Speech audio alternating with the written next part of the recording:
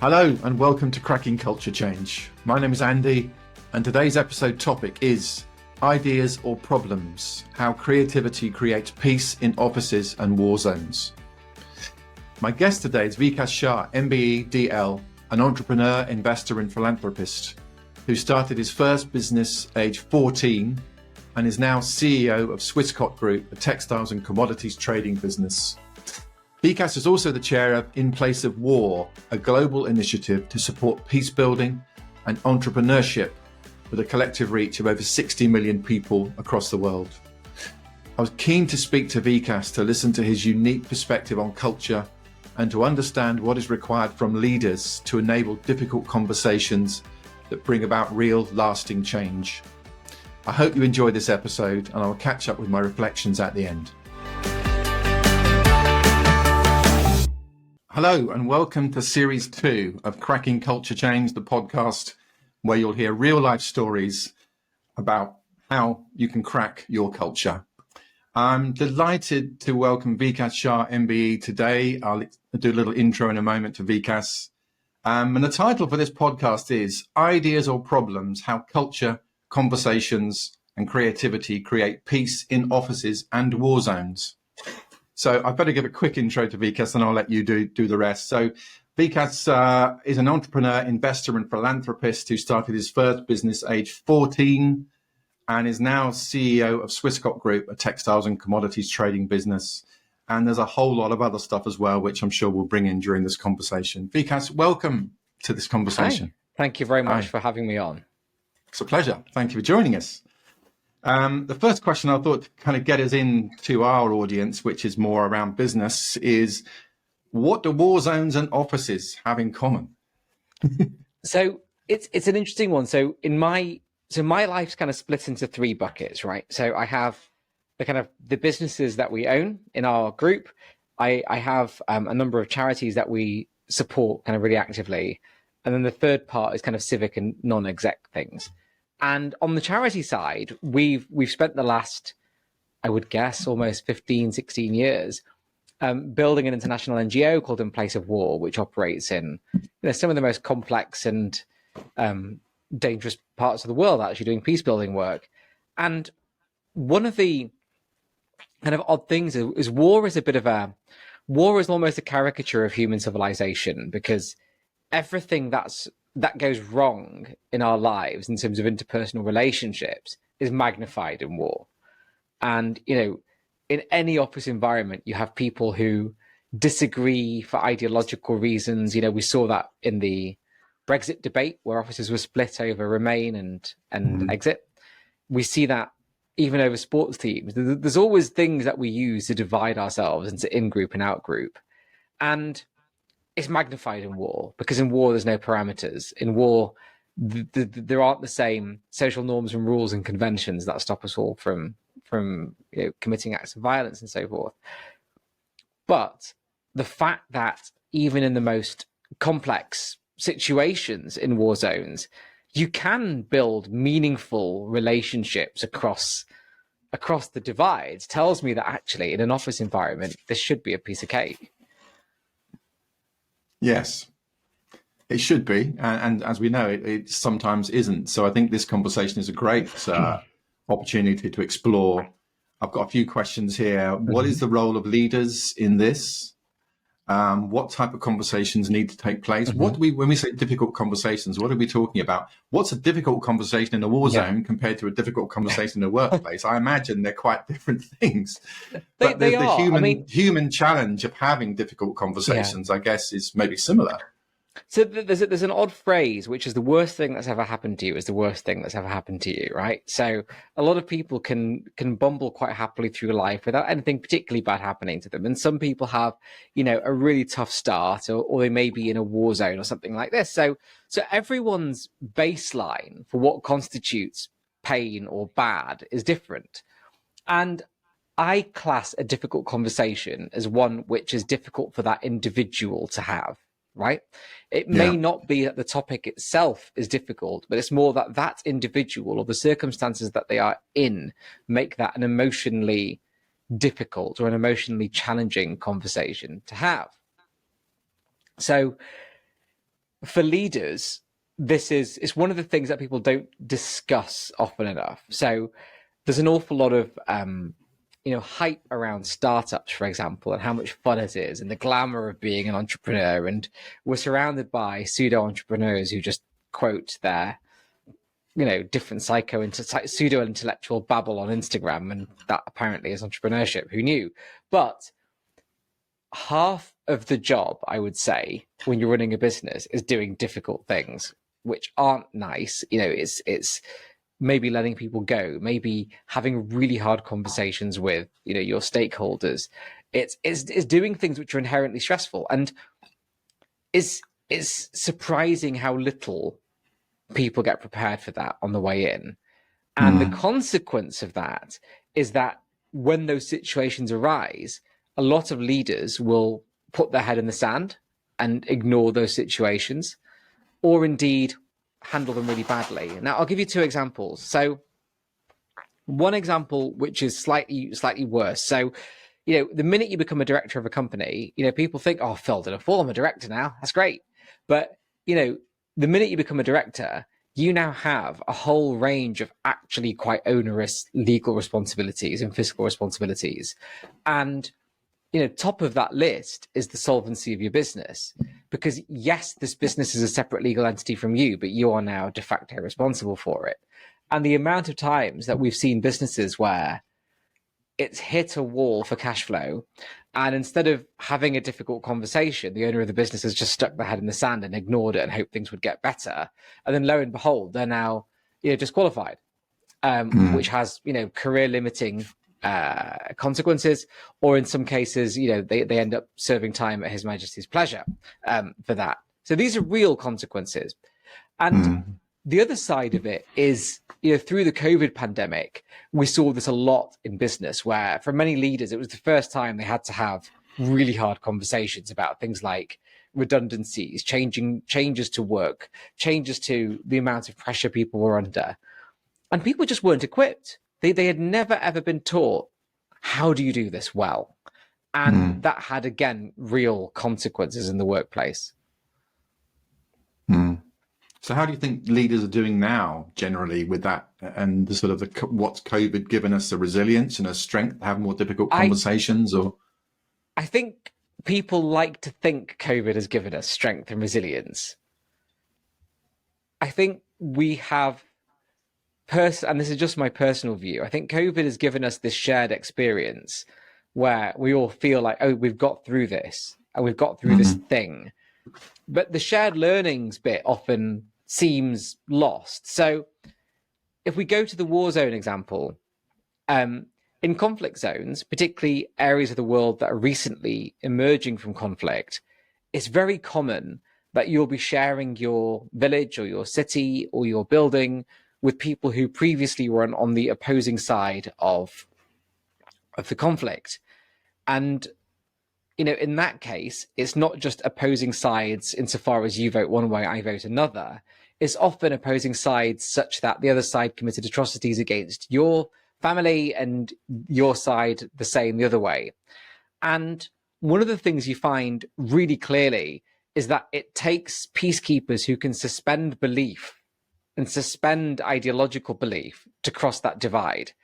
And, we argue that, oh, yes, we've learned a lot from COVID, but all you need to do is load social media for a split second, and you see the sniping and the biting and the name calling and people who are refusing to listen to the other side, but would rather just attack.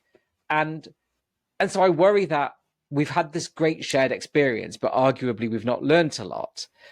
Because as a leader, part of your job is to make sure that you find the common ground between your team and connect them on that, rather than, sometimes make the divides worse. And hearing you talk about that war zone example, I mean, the contrast to a sort of intra-office disagreement about direction or policy or territory or something kind of puts it in perspective, doesn't it? It does. But again, it's it's digging down to what is it that really ails people. So if we think about something like a territory dispute where you might have account managers going after similar clients, is what is the real problem? Is the real problem the raw reality that they feel as if, oh, right, my bonus is going to be smaller? And because it very rarely is that basic. It's often something else. It's often a disagreement with the other individual, or a difference in approach, or a different ideological position vis-a-vis their role. In war zones, one of the most common things you do is as part of peace building, you get people around the table to ask them the question about this. So you'll be asking them, okay, so what is it that you disagree about? Why do you disagree about that? To get it out on the table. But then the job of the peacekeeper, the job of the kind of the moderator or mediator, is to find the common ground that binds them together. So it might be something as simple as, so for example, we've worked in projects in Middle East, North Africa region where, you know, there's a huge love of sports there. And you might find opposing groups who just find, well, you know, they have a shared interest in football. They have a shared interest in certain players and certain teams. They have a shared interest in certain music. And again, it's hard work, but it is the job of the leader to find those elements of common ground, because otherwise the dehumanizing language starts. And that sounds really extreme, because when we think about dehumanizing language, we often think about that in terms of, you know, the dehumanization of serious conflict, right? But it's very common in offices that rather than someone saying, oh, this is Bob in, you know, Bob is our finance director for argument's sake, people will go, oh, it's the finance team. They always like that. Finance people are always like that. Sales people are always like that. So you instantly dehumanize them into an out group. And that's the kind of language which leaders need to watch out for, because that's the kind of language which says we are one group, they're a different group. So if you've got that dehumanization going on, then is what you're saying is you have to quite quickly get the right people around the table, and you have to find out what you have in common as opposed to where your differences are, and build on that common. Yeah. Yes, and do a diagnostic. Why has that happened? Does it mean that the way that your organization communicates values and culture isn't setting? Is it not resonating with the team? Are they not bought into it? That's very common in businesses. Is it that you've not invested enough in bringing your team together? You know, whether it's, you know, creating social budgets or committees or activities or all hands meetings or things that actually bind people together. You know, it's not just the fault of the people who are doing that. You've got to examine the system that those individuals exist in. And this is again where leaders play a role, because a business is a sort of like a simulation of real life, right? So you're designing the system in which those people exist. You design the parameters, you design the activities. It's a massive responsibility that oftentimes leaders forget, is you're effectively designing a small civilization in your business, and you're responsible for making that work well or not. I love that, designing a small civilization. I'll use that. But that is the reality of it. And then you have other small civilizations that you have to work with. Yeah, and you know, don't forget, people, and it's a very cliched adage, but it's true. People spend more time at work than they do, you know, with their families and friends and things. And so there's a massive responsibility on you as a leader to make sure that that time spent with you is not just productive for the business, because ultimately that's what everyone's there to do, but it's fulfilling, it's happy, it's safe. People feel that they are, you know, progressing, that they are happy. You know, all these things sound fluffy sometimes, but they are as equal in their impact to you as a leader as anything else, any other KPI you might want to choose. And do you do a lot of, in the war zone context again, if we can just go back to that, do you do a lot of work on that with leaders how do you prepare them to have those kind of conversations? What is that training? Is it? Yeah. So how does it work in practice? So when people go into field, no one ever goes in field from reading a book, right? And to give you an example, plenty of people become managers after just going to uni and never having done any management, right? So there's the first disconnect. But before someone goes into field and actually does the work, they'll obviously have to learn a lot about things like, risk and safeguarding and cultural context. And, oftentimes they'll need to do a lot of digging around the history of that place and the history of the people. But then there's observation. It's seeing other people do the job. It's shadowing people who are doing that work to understand what is it that you're going to have to do, but also how do you prepare for the emotional reality of it? So, difficult conversations can get aggressive, they can get heated, and if you've not been through that, it can really catch you off guard, and it can really mean that you deal with things the wrong way. The minute you've observed a few conversations like that, you know what to expect. You know the parameters. You know how it's going to make you feel. And so that kind of mentorship and shadowing people is important in conflict zones as much as it is in any leadership environment. Because, pretty much every job that requires a degree of emotional difficulty. So let's think about things like law enforcement, paramedics, doctors, they do this. It's part of you taking that step up. But oddly, management is one of those roles where it's actually really rare that this kind of training comes up. It's very much the case that someone's like, well, they've been there for 5 years, they should now be a manager. Or, they've been here for a few years, let's give them some people to manage. Or, they've brought in a lot of money, let's make them a director. It's the reward does not really equate to the level of training required. Yeah, I think that's very common. And in our work, we do a lot of work with emotional intelligence to help people with all those issues in terms of don't take it personally. It's not about you. It's about the system, to try and disconnect from the feelings. But let's be honest, it's really hard sometimes to do that. And it's something we all constantly have to work at, isn't it? And you also have to decide if you want to work at it. Like, if you want to be a leader, then it's tough. You have to work at that. If you don't want to work at that, then maybe leadership is not for you. I think this is also a reality, in the same way that if you don't want to go and, run 60 miles, then perhaps you shouldn't do an ultra marathon. You've got to want to do it. And the emotional intelligence part requires a lot of hard work. Because, for example, you sometimes can't understand someone's behavior unless you understand their context. So I'll give you an a non-work related example. There was after the Brexit debate, we saw across the board, a spike in kind of, racism in the UK. I don't think that's any particular secret. And there was one day that I was walking down the streets in Manchester, someone shouted a slur. And at the time I was kind of like really curious. So I just walked across the road and I sort of said to this individual, look, I know we're never going to be best friends, but can I just ask, what have I done? Like, what is it that's made you angry? And we had a really remarkable conversation, because at that point they told me about how they were second generation jobless. They came from a part of Manchester that had really deindustrialized very quickly.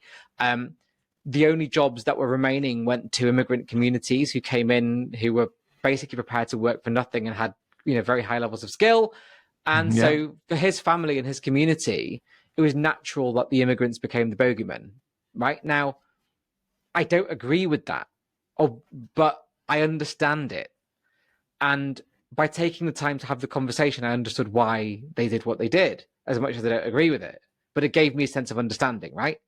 And in the workplace, again, it's trying to get a sense of understanding of the context of the people you lead. What's their history? What's their background? Why would they react the way they have done? What is it that scares them? Because that's really where you get to the answers. So with your example, with that conversation where you walked across the road and says, what is, and explored it, how did that finish? Well, it just finished. I've obviously not stayed in touch with them, but in the moment, it just felt like two people who, as much as they disagree, just came one step closer to meeting in the middle, right? Yeah. And that was progress. Because that's an example of a very deep, entrenched, multi-generational issue. And it's rare you're going to get that in a workplace, right? But even in that kind of a situation, if you take the time to suspend belief and have a conversation, you can meet in the middle, because the default reaction, the gut reaction would have been to shout back, or to shout a name back, or to be, or to engage in any other kind of conflict behavior. But it took practice to suspend belief in the moment and go, well, I wonder why they did that, and to have a conversation. But yeah, to caveat, that's not easy. It takes work and practice.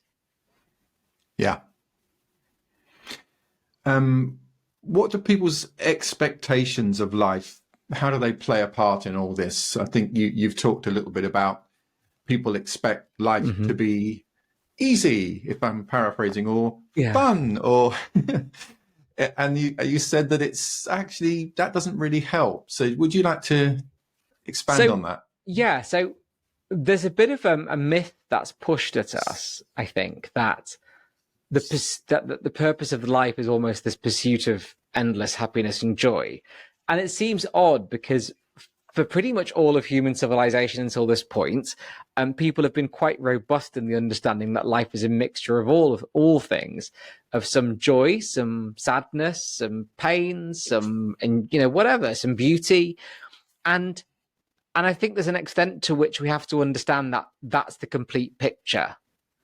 And it's almost, well, where's the average? If you're averaging out that your life is happy, taking into account everything, then I think you're in a very good place.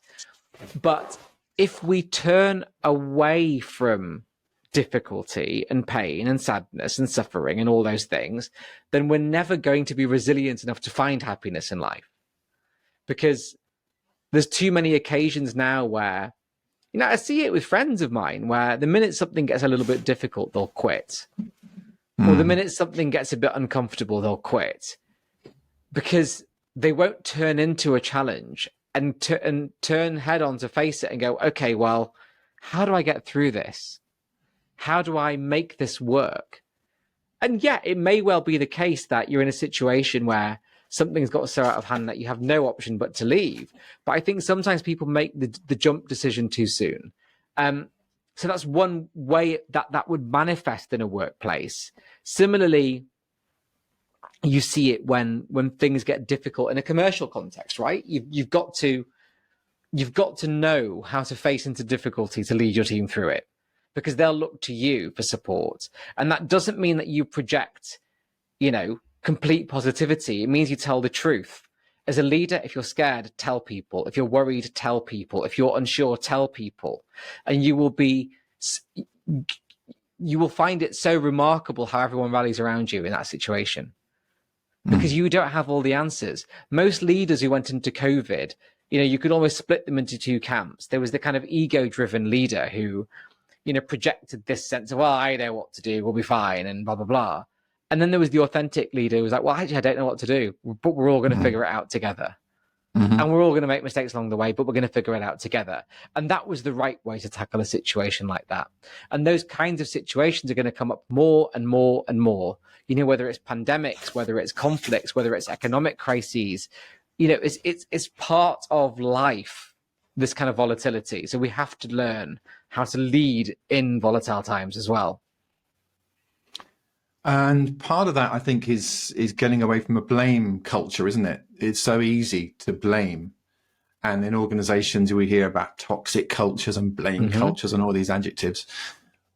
How would you recommend that an organization, if they have a blame culture, that sort of thing going on, where would you recommend that they started with sort of unraveling that? Is that just a leadership thing, or is it broader than that? Or so blame has consequences, but most people don't feel any consequences of it, right? Like, for example, let's say I defamed you in the media, which obviously I wouldn't do because you're a lovely person.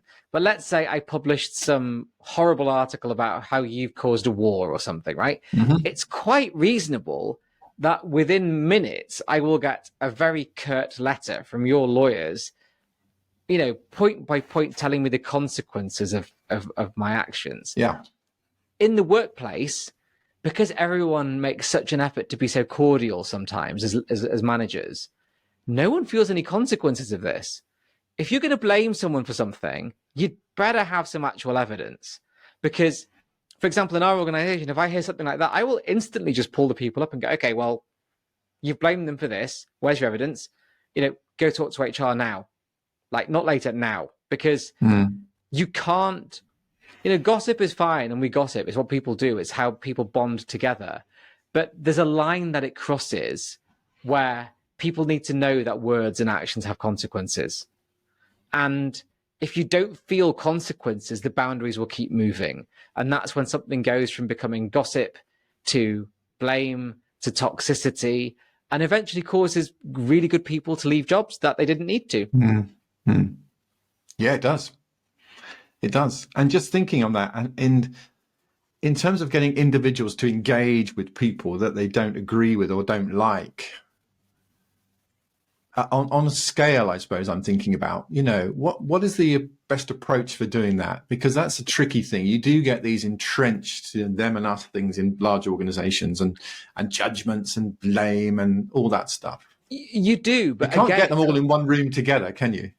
No, but again, it comes down to the strength of a management team to deal with that, or the strength of an executive to deal with that, because there comes a point where you obviously have a responsibility to try and build bridges between all people or groups that disagree. Then there'll come a point at which, as a leader, you have to take a decision and sit someone down and go, look, it's just not working out. We've done all these things. Here's a list of the things that we've done to try and get you to, work cordially. It's not working out. So what do we do from here? And those kind of conversations result in two things, which is either someone leaves or you really get to the nub of what the issue is. But it is surprisingly, frighteningly rare that someone's prepared to have that conversation. Part of the reason is employment law is really scary. And unless you know your way through it, a lot of managers now are utterly scared of having conversations like that, because we all hear about cases where someone said the wrong thing and got sued. And, it's got to the point where leaders and managers are almost too scared to do their job. And the advice I would always give is, if you're unsure, get some advice from an HR professional. But most of the stuff you're scared about, you shouldn't be, because it's not as consequential as you think. And as long as you know that you're broadly doing the right thing within the parameters that you should, you'll have to fight. We've had situations where, it's caused disputes, but if we know that we've done the right thing, we fight. But again, it comes back to the conversation right at the front of right at the front of our conversation today, when we talk about difficult conversations. The other aspect of difficult conversations is the need for courage. And courage means that you, as a manager or as a leader, are doing the thing that you think is the right thing to do. And that might not, in fact, it's often not the easy thing to do. And with your teams in your organization, you presumably work on this stuff a lot. This is your leadership principles we're talking about. Yeah, and look, we don't get it right all the time. And there's disputes and there's disagreements, but you have to keep trying. Because it's going to sound like a really daft analogy, right? But even the most loving, caring family has to work at togetherness, right? Yeah. They have to get around the dinner table regularly. They have to make an effort, right? And that's even in the most functional, loving, caring, close-knit family. The same is true of a business. Is if you want to create the kind of working environment that we all would like, it takes effort, not just effort in the pragmatic processes of what it takes to get the job done, but how you come together as human beings outside work through, doing stuff together and getting to know each other and creating space for those kind of conversations. It's all that stuff really, really matters. And it takes really hard work at all levels of the business, from the C-suite to the executive, to the management, to the heads of, to everyone. Brilliant. We're nearly out of time, Vikas. It's been absolutely fascinating. Thank you so much. we always ask on this podcast if you have a top tip or top tips for anyone who's looking to, in our case, I guess, wanting to create more peace, more alignment in their organization. Do you have any top tips, or where would you Read more start? philosophy. Because if you want Read to more truly, philosophy. if you want to truly understand how the world works, philosophy is your guidebook. Because everything in civilization, in every part of our world is driven by the philosophy of the time. Because philosophy creates culture and ideologies and everything. And the more you understand philosophy, the more you understand why things are the way they are in different civilizations and countries and groups. And it really gives you a good understanding. So read more philosophy would be Any one bit particular of books advice. you've got on your list? So it depends how deep you want to get, right? But there are so many. If you go into any bookshop, there are so many really good compendiums of that summarize the thinking of philosophers. So there's loads of books. So the School of Life do some where it effectively just gives you, one chapter on each school of philosophy, basically. And so in one book, you'll learn about all the different aspects of different types of philosophy. And then it might be that one twigs your interest, and then you can go on a deep dive into the world of Plato or Dostoevsky or wherever you want to go. But I think doing a primer is important. And the other side of it is different cultures have different philosophies. And those philosophies are very intrinsic to how people interact with each other.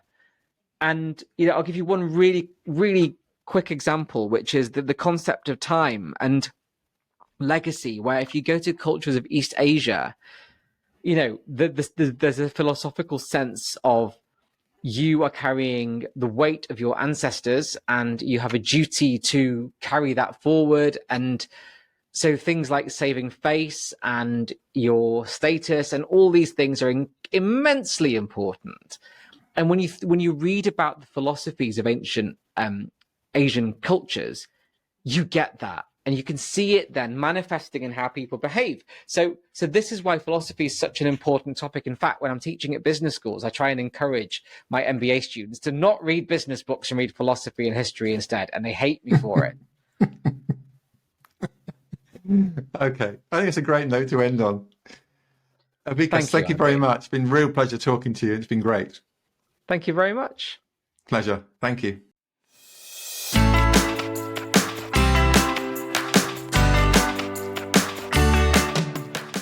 Wow, that was a fascinating conversation with Vikas today.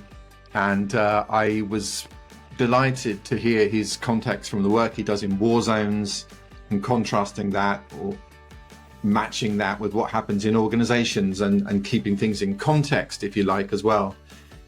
So the key takeaways for me was the importance of finding common ground, finding out what we have in common as opposed to what we have different, and keeping working at that and building on that.